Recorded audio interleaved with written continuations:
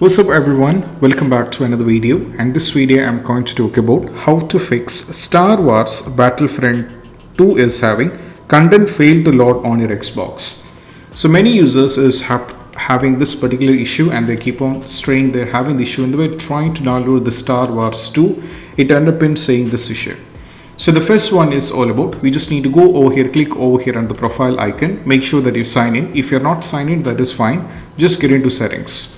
Now from here what we need to do is we just need to click over here. So it is asking to sign in. So from the account you should be link your EA app to the Xbox. So right now I have not yet signed in, so I'm having the sign in option. But for the users who are watching this, just click on the account. From here we'll be having an option to connect your EA app to your Xbox account.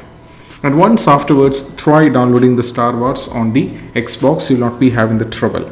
Next one, go over here, right click once again, and we have to click on the settings, go to library and extension, make sure that you enable, you have to disable the EA app. That's also very important. You have to disable the EA app. Once afterwards also you can check.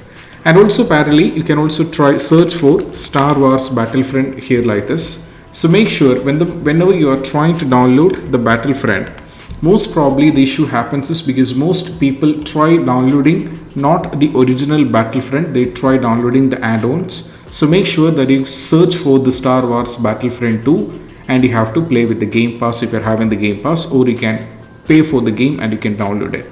So that's what you have to try. So these are the steps, and I hope this video is helpful. That's it. Bye bye.